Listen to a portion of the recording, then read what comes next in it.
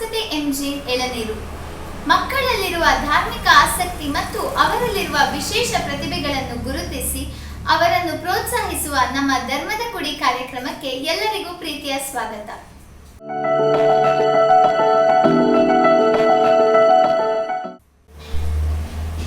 ಮತ್ತೊಂದು ವಿಶೇಷ ಪ್ರತಿಭೆಯೊಂದಿಗೆ ಇವತ್ತು ನಾವು ನಿಮ್ಮ ಮುಂದೆ ಬಂದಿದ್ದೀವಿ. ಇವತ್ತು ನಮ್ಮೊಂದಿಗೆ ಸಮಕೀತ್ ಅವರಿದ್ದಾರೆ. ಬನ್ನಿ ಅವರ ಒಂದು ಕಿರು ಪರಿಚಯವನ್ನು ವಿಟಿ ಮುಖಾಂತರ ನೋಡ್ಕೊಂಡ್ ಬರೋಣ. ಸಮಕೀತ್ ಸುಧೀರ್ ಕುರ್ಕುರೆ 10 ವರ್ಷದ ಈತ ಸುಧೀರ್ ಎನ್ ಕುರ್ಕುರೆ ಹಾಗೂ ಪದ್ಮಿನಿ ಎಸ್ ಕುರ್ಕುರೆ ದಂಪತಿಗಳ ಪುತ್ರ. ಧಾರ್ಮಿಕ ವಿಚಾರಗಳಲ್ಲಿ ಅದ್ಭುತ ಎನ್ನುವಷ್ಟು ಅಗಾಧ ಆಸಕ್ತಿಯನ್ನು ಹೊಂದಿರುವ ಈತನು ಭಕ್ತಾಂಬರ, ತತ್ವಾರ್ಥ ಸ್ತೋತ್ರ 10 ಅಧ್ಯಾಯ, ಅಷ್ಟು ಧರ್ಮ ಗ್ರಂಥಗಳ ಮಂಗಲಾಷ್ಟಕ, ನಿತ್ಯ ಪೂಜೆ, ರತ್ನಕರಂಡಕ ಶ್ರಾವಕಾಚಾರದ 28 ಶ್ಲೋಕ, ಭಟ ಕಲಂಕರ ಶ್ಲೋಕಗಳು, ಸಪ್ತ ತತ್ವಗಳು, 6 ದ್ರವ್ಯಗಳು, 9 ಪದಾರ್ಥಗಳು, 24 ಪರಿಗ್ರಹಗಳು ಇತ್ಯಾದಿ ಇನ್ನು ಅನೇಕ ಧರ್ಮಗ್ರಂಥಗಳ ಪಠಣ ಹಾಗೂ ಮನನ ಮಾಡುತ್ತಿದ್ದಾನಲ್ಲದೆ ತನ್ನದೇ ಯೂಟ್ಯೂಬ್ ವಿಡಿಯೋಸ್ಗಳನ್ನು ಕೂಡ ಅಪ್ಲೋಡ್ ಮಾಡಿದ್ದಾನೆ. ಧಾರ್ಮಿಕವಾಗಿ ಎಷ್ಟು ಹೇಳಿದರೂ ಮುಗಿಯದ ಅವನ ಶ್ರದ್ಧೆ, ವಿಚಾರಗಳು ಇತರೆ ವಿಷಯಗಳಲ್ಲೂ, ಪಠ್ಯ ಹಾಗೂ ಪಠ್ಯೇತರ ವಿಚಾರಗಳಲ್ಲೂ ಅವನು ಇನ್ನೂ ಹೆಚ್ಚಿನ ಪ್ರತಿಭೆ ಉಳ್ಳವನಾಗಿದ್ದಾನೆ. ಡ್ರಾಯಿಂಗ್ನಲ್ಲೂ ಧಾರ್ಮಿಕ ವಿಚಾರಗಳನ್ನು ತಂದಿದ್ದಾನೆ.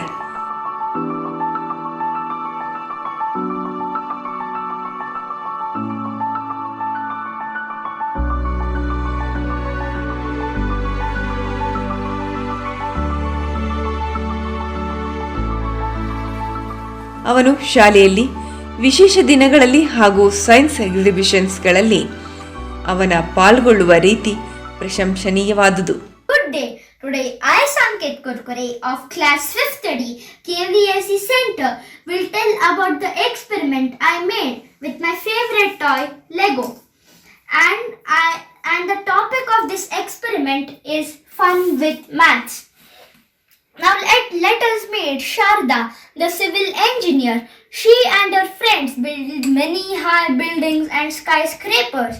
And in civil engineering, it is very important to learn about shapes and angles. Now let us learn about them.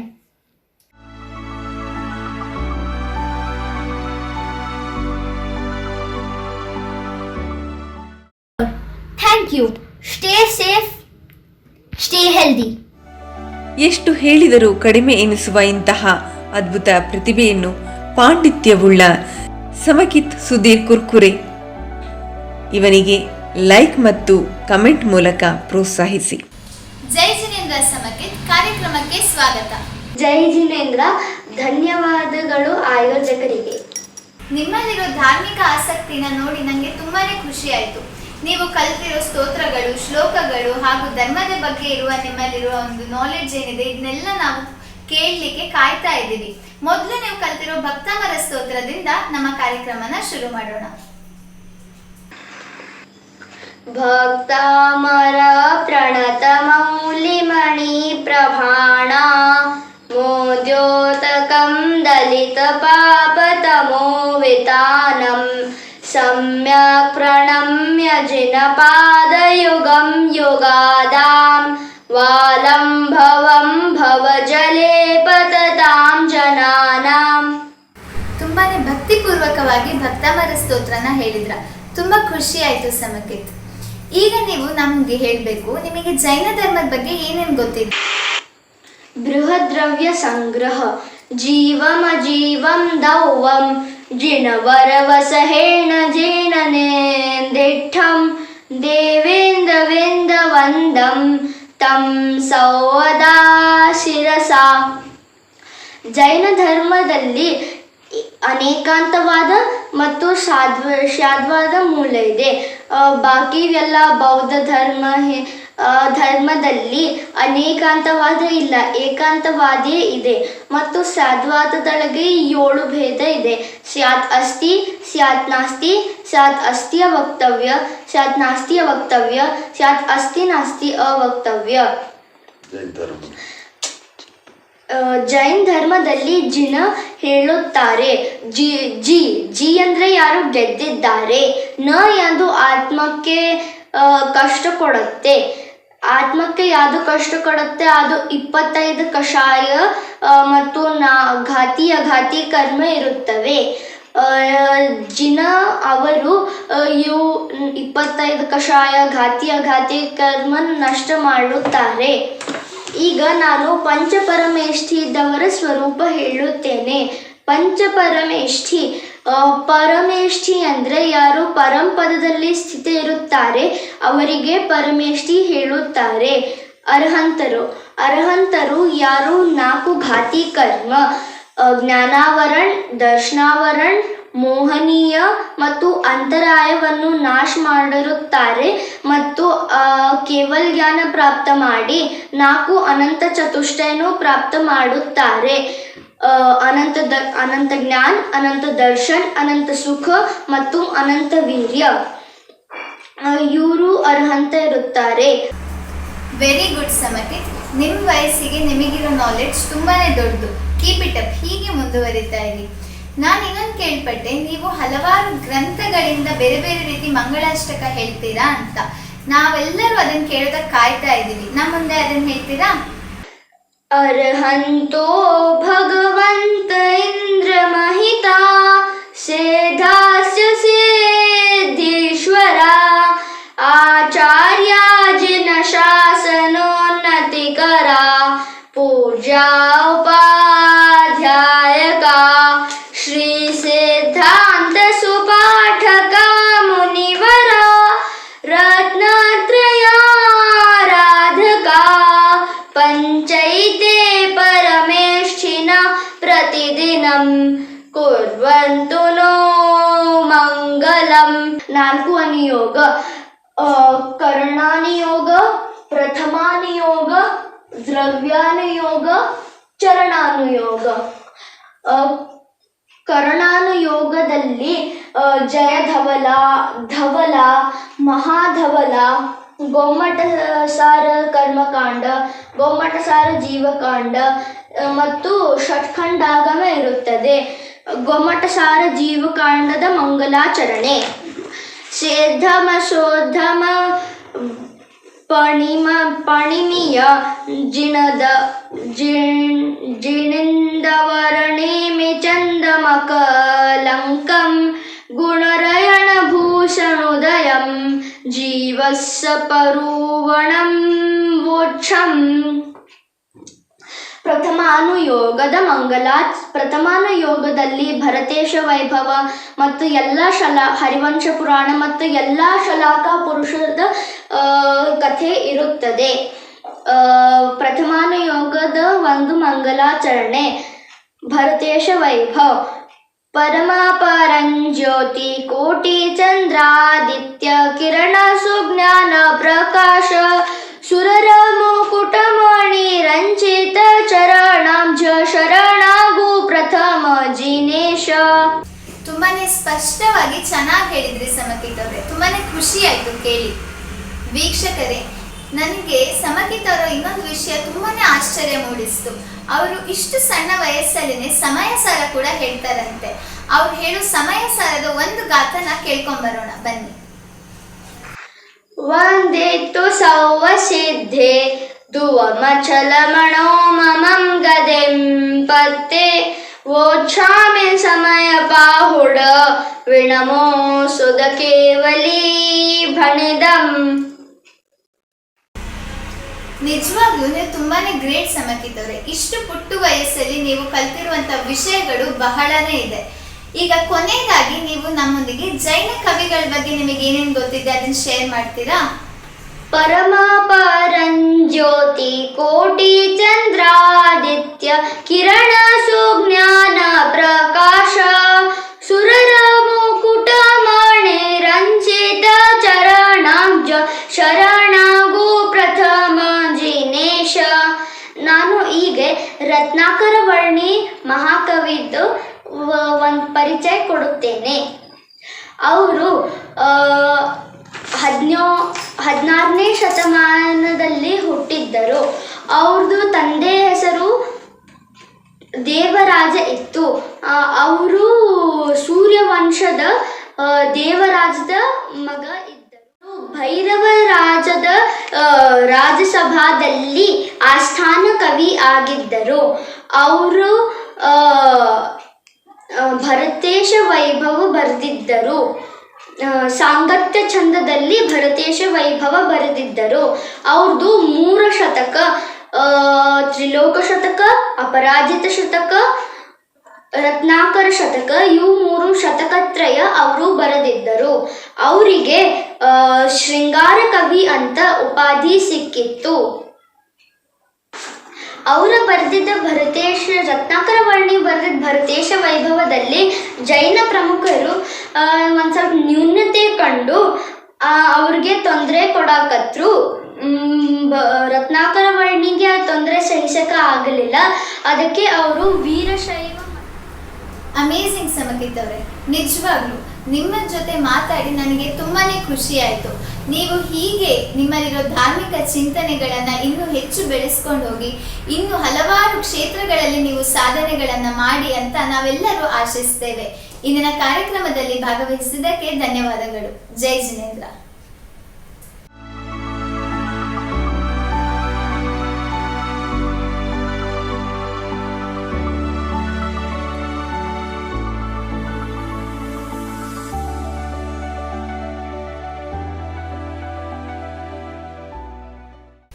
ಈಗ ನಿಮ್ಮ ಮುಂದೆ ಧರ್ಮದ ಪಾಠ ಪ್ರಸಾರವಾಗಲಿದೆ. ಧರ್ಮದ ಪಾಠ ಕೇಳಿ ಹಾಗೂ ಕಾರ್ಯಕ್ರಮದ ಕೊನೆಯಲ್ಲಿ ಕೇಳಲಾಗುವ ಪ್ರಶ್ನೆಗಳಿಗೆ ಸರಿಯಾದ ಉತ್ತರವನ್ನು ಈ ಕೂಡಲೇ ವಾಟ್ಸ್ಆಪ್ ಮಾಡಿ. ಜೈ ಜಿನೇಂದ್ರ ಮಕ್ಕಳೇ, ಜ್ವಾಲಾಮಾಲಾ ನ್ಯೂಸ್ ಅರ್ಪಿಸುವ ಜೈನ ಧರ್ಮ ಪಾಠ ಮಾಲಿಕೆ ಕಾರ್ಯಕ್ರಮಕ್ಕೆ ನಿಮಗೆಲ್ಲರಿಗೂ ಸ್ವಾಗತ. ಹಿಂದಿನ ಸಂಚಿಕೆಯಲ್ಲಿ ನಾವು ಆದಿನಾಥ ತೀರ್ಥಂಕರರ ಬಗ್ಗೆ ತಿಳ್ಕೊಂಡಿದ್ವಿ. ಆದಿನಾಥ ತೀರ್ಥಂಕರರು ಯಾವ ಒಂದು ದಿನ ಹುಟ್ಟಿದ್ರು, ಅವರ ಲಾಂಛನ ಏನು, ಅವರು ಯಾವಾಗ ಮೋಕ್ಷವನ್ನು ಪಡೆದ್ರು, ಅವರ ವಿಶೇಷತೆ ಏನು ಅನ್ನೋದ್ರ ಬಗ್ಗೆ ನಾವು ತಿಳ್ಕೊಂಡ್ವಿ. ಇಂದಿನ ಸಂಚಿಕೆಯಲ್ಲಿ ವರ್ತಮಾನ ಕಾಲದ 2ನೇ ತೀರ್ಥಂಕರಾಗಿರ್ತಕ್ಕಂತಹ ಅಜಿತನಾಥ ತೀರ್ಥಂಕರರ ಬಗ್ಗೆ ಹಾಗೂ ಅವರ ವಿಶೇಷತೆಗಳ ಬಗ್ಗೆ ತಿಳ್ಕೊಳ್ಳೋಣ. ಅವರ ವಿಶೇಷತೆ ಮತ್ತೆ ಅವರ ಬಗ್ಗೆ ತಿಳ್ಕೊಳ್ಳೋದಕ್ಕಿಂತ ಮುಂಚೆ ಅಜಿತನಾಥ ತೀರ್ಥಂಕರರ ಪೂರ್ವಭವ ಅಂದ್ರೆ ಅವರ ಹಿಂದಿನ ಭಾವದಲ್ಲಿ ಏನಾಗಿದ್ರು ಇದರ ಬಗ್ಗೆ ತಿಳ್ಕೊಳ್ಳೋಣ.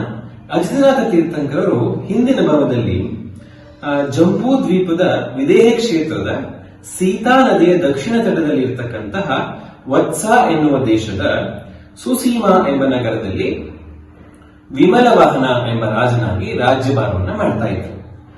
ಅನೇಕ ರೀತಿಯಾಗಿರ್ತಕ್ಕಂತಹ ಒಳ್ಳೆಯ ಪುಣ್ಯದ ಕಾರ್ಯಗಳನ್ನು ಮಾಡ್ತಾ ಮಾಡ್ತಾ ಸುದೀರ್ಘವಾದ ರಾಜ್ಯಭಾರವನ್ನು ಮಾಡ್ತಾ ಇದ್ರು. ಆಗ ಅಲ್ಲಿ ಅನೇಕ ಮುನಿ ಮಹಾರಾಜರುಗಳ ಒಂದು ಸಂಘ ಬಂದಾಗ ಜೈನ ಧರ್ಮದ ಬಗ್ಗೆ ಇನ್ನೂ ಹೆಚ್ಚು ಆಸಕ್ತಿಯನ್ನು ಪಡೆದುಕೊಂಡು ಅಜಿತನಾಥ ತೀರ್ಥಂಕರರು ಅಲ್ಲಿ ಆ ಒಂದು ಜೈನ ಧರ್ಮದ ಬಗ್ಗೆ ಇನ್ನೂ ಹೆಚ್ಚು ಪ್ರಭಾವನೆಯನ್ನ ಮಾಡಬೇಕು ಅಂತ ಹೇಳಿ ಅವ್ರೇನ್ ಮಾಡ್ತಾರೆ, ವೈರಾಗ್ಯ ಬಂದು ಮುನಿ ದೀಕ್ಷೆಯನ್ನ ಪಡೆಯುತ್ತಾರೆ. ಮುನಿ ದೀಕ್ಷೆಯನ್ನ ಪಡೆದಾಗ ಅನೇಕ ಕಾಲ ಆ ಒಂದು ರಾಜ್ಯದ ಪ್ರಾಂತವನ್ನ ಸುತ್ತಿ ಅವ್ರೇನ್ ಮಾಡ್ತಾರೆ, ಅವರ ಜೊತೆಗೆ ಲಕ್ಷಾಂತರ ಜನ ರಾಜರು, ಮಹಾರಾಜರು, ಸಾಮಂತರುಗಳೆಲ್ಲರೂ ಕೂಡ ದೀಕ್ಷೆ ಅಂದ್ರೆ ಮುನಿ ದೀಕ್ಷೆ, ದಿಗಂಬರ ದೀಕ್ಷೆಯನ್ನು ತೆಗೆದುಕೊಂಡು ಜೈನ ಧರ್ಮದ ಪ್ರಭಾವನೆಯನ್ನ ಮಾಡ್ತಾ ಇರ್ತಾರೆ. ಹೀಗೆ ಕಾಲ ಕಳೆದ ನಂತರ ಅವರಿಗೆ ತಮ್ಮ ಅವಸನ ಅಂದ್ರೆ ಅವರ ಅಂತಿಮ ಕಾಲಘಟ್ಟ ಗೊತ್ತಾಗಿ ಸಮಾಧಿ ಮರಣವನ್ನು ತೆಗೆದುಕೊಂಡು ಅವರೇನ್ ಮಾಡ್ತಾರೆ, ಮುಂದಿನ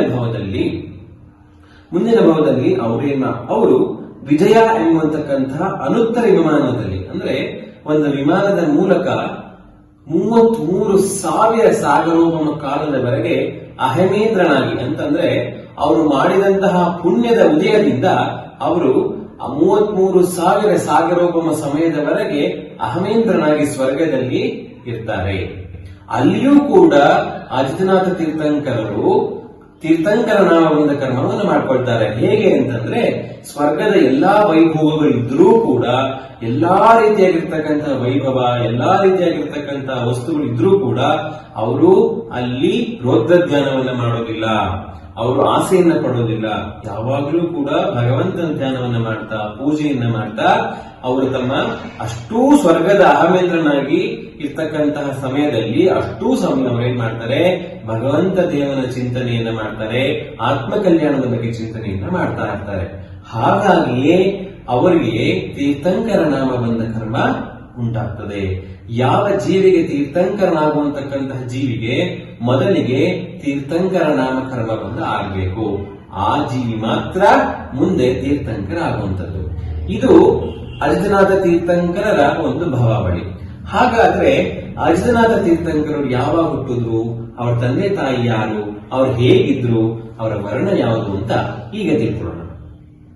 ಮಾಘ ಮಾಸದ ಶುಕ್ಲ ಪಕ್ಷದ ದಶಮಿಯ ದಿವಸ ಅಜಿತನಾಥ ತೀರ್ಥಂಕರರ ಜನ್ಮ ಆಗ್ತದೆ. ಅವರ ತಂದೆ ಜಿತಶತ್ರು ಮತ್ತೆ ತಾಯಿ ವಿಜಯಾವತಿ. ಅವರು ಅಜಿತನಾಥ ತೀರ್ಥಂಕರರು ಅಯೋಧ್ಯ ನಗರದಲ್ಲಿ ಜನ್ಮವನ್ನು ತಾಳ್ತಾರೆ. ಅವರ ವರ್ಣ ಸ್ವರ್ಣವರ್ಣ ಅಂತಂದ್ರೆ ಚಿನ್ನದ ಬಣ್ಣ, ಅಂದ್ರೆ ಅರಿಶಿಣದ ಬಣ್ಣ ಆಗಿರ್ತಕ್ಕಂಥದ್ದು ಅಜಿತನಾಥ ತೀರ್ಥಂಕರರು. ಅವರು ಹೇಗಿದ್ರು ಅಂತಂದ್ರೆ ಬಹಳ ಸುಂದರವಾಗಿರ್ತಕ್ಕಂತಹ ದೇಹ, 450 ಬಿಲ್ಲು ಸೇದ, ಅಂತಂದ್ರೆ ಒಂದು ಬಿಲ್ಲು ಅಂತಂದ್ರೆ ಒಂದು ಕೈಯಷ್ಟು, ಆ ರೀತಿಯಾಗಿರ್ತಕ್ಕಂಥ 450 ಬಿಲ್ಲು ಅಂತಂದ್ರೆ 1800 ಹಸ್ತ ಎಷ್ಟು ಬರ್ತದೋ ಅಷ್ಟು ಎತ್ತರ ಇದ್ರು. ಮತ್ತೆ ಎಷ್ಟು ವರ್ಷ ಇದ್ರು ಅಂತಂದ್ರೆ 72 ಲಕ್ಷ ಪೂರ್ವ ಆಯುಷ್ಯ, ಅಂತಂದ್ರೆ ಸುಮಾರು ಲೆಕ್ಕವೇ ಹಾಕ್ಲಿಕ್ಕೆ ಆಗದೇ ಇರೋಷ್ಟು ಬಹಳ ಸುದೀರ್ಘವಾಗಿರ್ತಕ್ಕಂಥ ಆಯಸ್ಸನ್ನ ಅಜಿತನಾಥ ತೀರ್ಥಂಕರರು ಪಡ್ಕೊಂಡಿದ್ರು. ಹೀಗೆ ಒಂದು ದಿವಸ ಏನಾಗುತ್ತೆ, ಅಜಿತನಾಥ ತೀರ್ಥಂಕರರು ರಾಜ್ಯಭಾರವನ್ನ ಮಾಡ್ತಾ ಮಾಡ್ತಾ ಒಮ್ಮೆ ಅವರು ತಮ್ಮ ಅರಮನೆಯ ಉಪ್ಪರಿಗೆಯಲ್ಲಿ ಮಲ್ಕೊಂಡಿದ್ದಾಗ ಉಲ್ಕಾಪಾತ ಆಗ್ತದೆ ರಾತ್ರಿ ಸಮಯದಲ್ಲಿ. ಆ ಉಲ್ಕಾಪಾತವನ್ನ ನೋಡಿದ ತಕ್ಷಣ ಅಜಿತನಾಥ ತೀರ್ಥಂಕರರಿಗೆ ವೈರಾಗ್ಯ ಬರ್ತದೆ. ಆ ಉಲ್ಕಾಪಾತವನ್ನ ನೋಡಿದ ತಕ್ಷಣ ಅವ್ರಿಗನ್ಸುತ್ತೆ, ನಾಳೆ ಜೀವನ ಅಂದ್ರೆ ಇಷ್ಟೇನಾ, ಜೀವನದಲ್ಲಿ ಯಾವುದೇ ರೀತಿಯಾಗಿರ್ತಕ್ಕಂಥ ಆಘಾತಗಳು ಯಾವಾಗ ಬೇಕಾದ್ರೂ ಆಗ್ಬೋದು ಅಂತ ತಿಳ್ಕೊಂಡು ಆ ಉಲ್ಕಾಪಾತವಾದ ಕಾರಣದಿಂದ ಏನಾಗ್ತದೆ, ಅವರಿಗೆ ವೈರಾಗ್ಯ ಬರ್ತದೆ. ವೈರಾಗ್ಯ ಬಂದಾಗ ಅವ್ರೇನ್ ಮಾಡ್ತಾರೆ, ಸಕಲ ರಾಜ್ಯದ ಭಾರವನ್ನೆಲ್ಲ ತೊರೆದು ಮುನಿ ದೀಕ್ಷೆಯನ್ನ ಪಡ್ಕೊಳ್ತಾರೆ. ಎಷ್ಟೊಂದು ವೈಭೋಗ ಇತ್ತು ಅಂತಂದ್ರೆ ಅಜಿತನಾಥ ತೀರ್ಥಂಕರರು ಒಂದು ಸಾರಿ ಒಂದು ಬಟ್ಟೆಯನ್ನ ಹಾಕಿದ್ರೆ ಅದೇ ಬಟ್ಟೆಯನ್ನು ಇನ್ನೊಮ್ಮೆ ಹಾಕಬೇಕು ಅಂತಂದ್ರೆ ಸುಮಾರು 300 ವರ್ಷಗಳು ಬೇಕಾಗಿತ್ತಂತೆ. ಅಂತಹ ವೈಭೋಗ ಇರ್ತಕ್ಕಂತಹ ಎಲ್ಲಾ ವೈಭವನ ಅಜಿತನಾಥ ತೀರ್ಥಂಕರರು ಕ್ಷಣಾರ್ಧದಲ್ಲಿ ತ್ಯಜಿಸಿ ದೀಕ್ಷೆಯನ್ನ ಪಡ್ಕೊಳ್ತಾರೆ.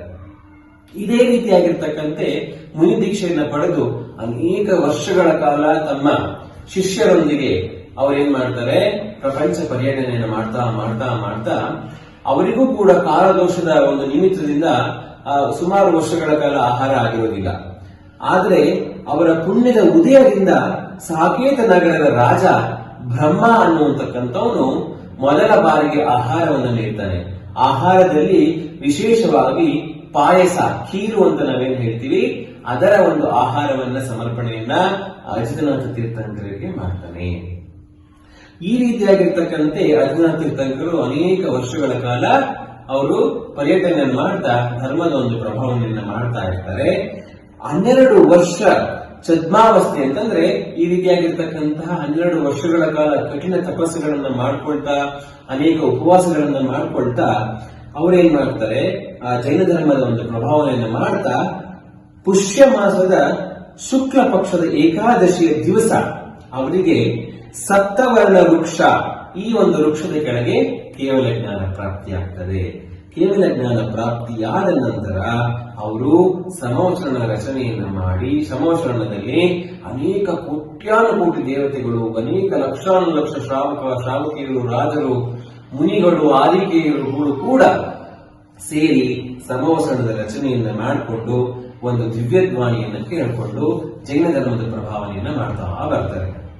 ಹೀಗೆ ತದನಂತರ ಮುಂದೆ ಅವರಿಗೆ ಕೇವಲ ಜ್ಞಾನವಾದ ನಂತರ ಚೈತ್ರ ಶುಕ್ಲ ಪಕ್ಷದ ಪಂಚಮಿಯ ದಿವಸ ಸಂವೇದಚಲ ಎನ್ನುವಂತಕ್ಕಂತಹ ಒಂದು ಪರ್ವತದಲ್ಲಿ ಅವರಿಗೆ ಮೋಕ್ಷ ಪ್ರಾಪ್ತಿಯಾಗಿ ಸಿದ್ಧರಾಗ್ತಾರೆ.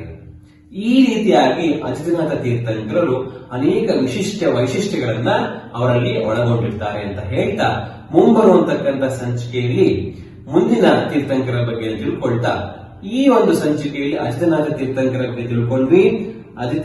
ಆದಿನಾಥ ತೀರ್ಥಂಕರರ ಲಾಂಛನ ಏನಿತ್ತು, ಎತ್ತು. ಅದೇ ರೀತಿಯಲ್ಲಿ ಅಜಿತನಾಥ ತೀರ್ಥಂಕರಿಗೂ ಒಂದು ಲಾಂಛನ ಇದೆ. ಆ ಒಂದು ಲಾಂಛನ ಅಂತಂದ್ರೆ ಆನೆ. ಯಾಕಪ್ಪ ಇದು ಲಾಂಛನವನ್ನ ಹೇಳ್ತೀವಿ ಅಂತಂದ್ರೆ, ತೀರ್ಥಂಕರರನ್ನ ನಾವು ಗುರುತು ಹಿಡಿಯೋದು ಯಾವಾಗ ಅಂತಂದ್ರೆ ಅವರ ಲಾಂಛನವನ್ನು ನೋಡಿದಾಗ ನಾವು ಇವರೇ ತೀರ್ಥಂಕರು ಅಂತ ಗೊತ್ತಾಗ್ತದೆ. ಹಾಗಾಗಿ 24 ಜನ ತೀರ್ಥಂಕರಿಗೂ 24 ಲಾಂಛನ ಇರುತ್ತೆ. ಆದಿನಾಥ ತೀರ್ಥಂಕರದು ಎತ್ತು, ಅರ್ಜುನಾಥ ತೀರ್ಥಂಕರದು ಆನೆ. ಇಷ್ಟು ಹೇಳ್ತಾ ಮುಂದಿನ ಒಂದು ಸಂಚಿಕೆಯಲ್ಲಿ ಮುಂದಿನ ತೀರ್ಥಂಕರಾಗಿರ್ತಕ್ಕಂತಹ ಶಂಭವನಾಥರ ಬಗ್ಗೆ ನಾವು ತಿಳ್ಕೊಳ್ಳೋಣ ಅಂತ ಹೇಳ್ತಾ, ಎಲ್ಲರೂ ಕೂಡ ಪಾಠವನ್ನ ಕೇಳಿಸ್ಕೊಂಡು ಪಾಠವನ್ನ ಇನ್ನೊಬ್ಬರಿಗೆ ಹೇಳ್ತಾ ಜೈನ ಧರ್ಮದ ಬಗ್ಗೆ ಇನ್ನೂ ಹೆಚ್ಚು ಆಸಕ್ತಿಯನ್ನು ಪಡ್ಕೊಳ್ಳಿ ಅಂತ ಹೇಳ್ತಾ ನಾನು ಮತ್ತೊಮ್ಮೆ ಎಲ್ಲರಿಗೂ ಜೈನವನ್ನ ಸಮರ್ಪಣೆ ಮಾಡ್ತೇನೆ.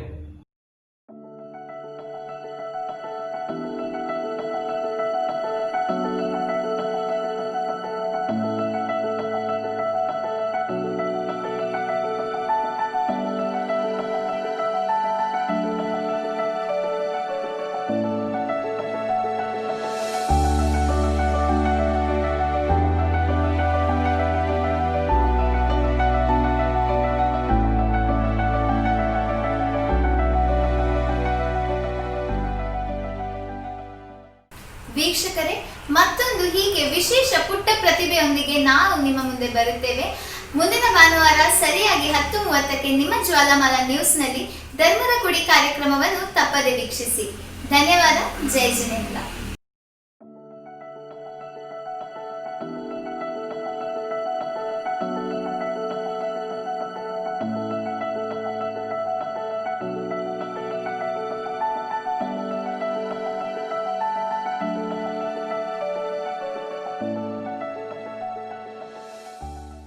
ಇಂತಹ ಅದ್ಭುತ ಕಾರ್ಯಕ್ರಮಗಳ ವೀಕ್ಷಣೆಗಾಗಿ ವೀಕ್ಷಿಸುತ್ತೀರಿ ಜ್ವಾಲಾಮಾಲಾ.ನ್ಯೂಸ್ ಹಾಗೂ ಮರೆಯದೆ ಸಬ್ಸ್ಕ್ರೈಬ್ ಆಗಿ ಜ್ವಾಲಾಮಾಲಾ ನ್ಯೂಸ್ ಯೂಟ್ಯೂಬ್ ಚಾನೆಲ್.